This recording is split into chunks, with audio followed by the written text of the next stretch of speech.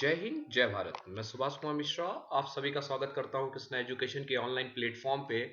आज की नई टॉपिक रेफ्रिजरेशन को लेके मैं आया हूं। Refrigeration basically BTech first year the course content of second unit which cover the what is the refrigeration and what are the component of the refrigeration and the basic working phenomena या method of refrigeration.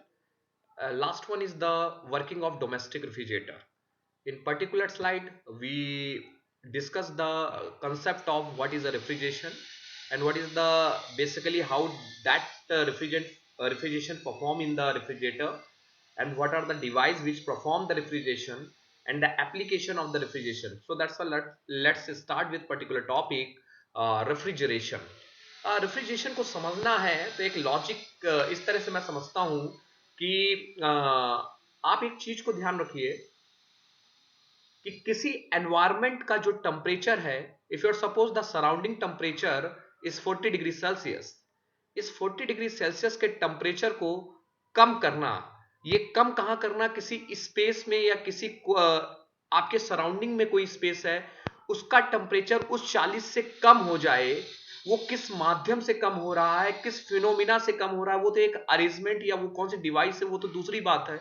लेकिन जो ये difference आ रहा है ambient temperature से और तुम्हारे उस स्पेस में जहां आप बैठे हैं या जो वर्किंग करना चाहते हैं, that process is known as the refrigeration.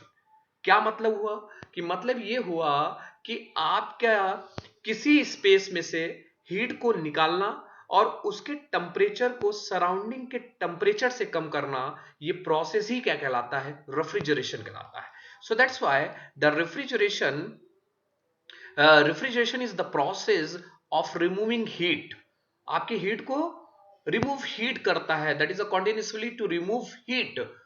ये remove heat continuously, if your suppose आप एक रूम में बैठे हुए हैं, इस रूम में आप बैठे हुए हैं, बाहर का टेम्परेचर आपका 40 डिग्री सेल्सियस है और इस रूम के टेम्परेचर को आप, इसका टेम्परेचर आप 25 डिग्री सेल्सियस लेना चाहते हैं, तो आप कौन सा इक्विपमेंट यूज करेंगे, कौन सी चीज यूज करेंगे, वो तो एक सेकंड पैरामीटर है। लेकिन जो ये डिफरेंस कर रहे हो एम्बिएंट और सराउंडिंग के टेम्परेचर में, जो ये डिफरेंस आ रहा है, that is called refrigeration.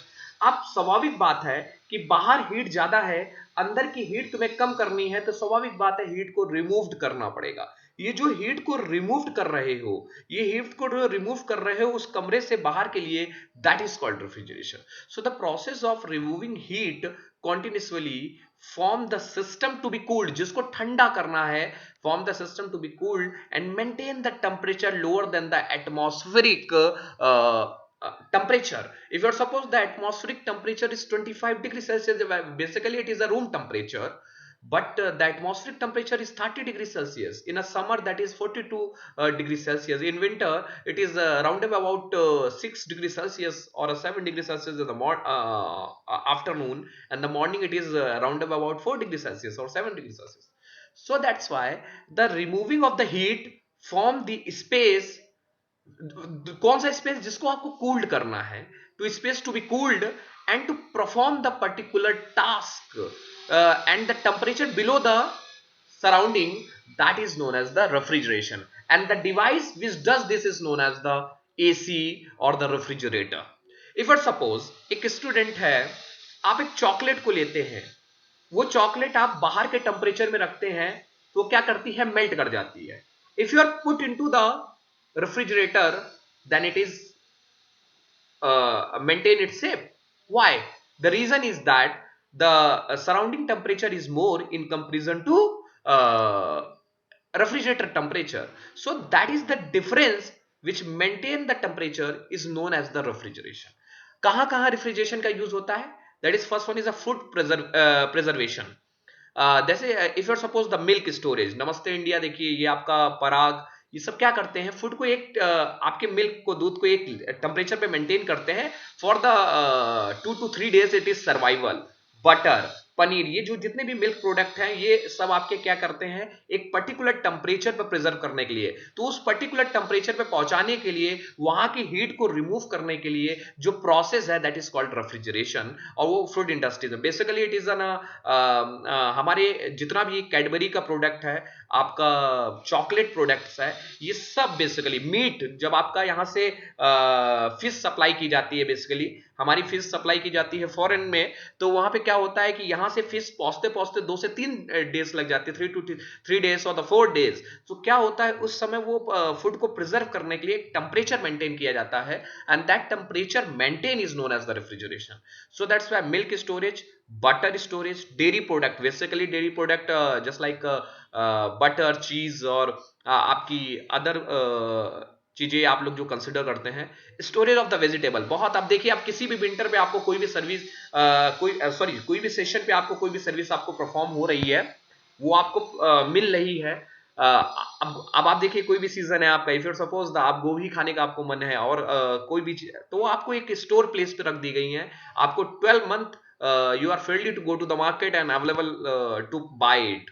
so that's why आप परचेस कर देखते हैं। वो परचेस क्यों कर रहे हैं? क्योंकि उनको पर्टिकुलर टेम्परेचर पे उसी कंडीशन में, सपोज कोई प्रोडक्ट है, मान लीजिए वो विंटर में जाड़े में ही वो आता है, लेकिन आप उसको गर्मी में, क्यों? उसका टेम्परेचर जो जाड़े में सर्वाइव करने वाला है, फिर सपोज वो प्रोडक्ट 6 डिग्री सेल्सियस में नहीं खराब होगा, तो उसको 6 डिग्री सेल्सियस गर्मी में भी हम लोग दे देते हैं और वो नहीं खराब हो रहा है। So this is called the refrigeration.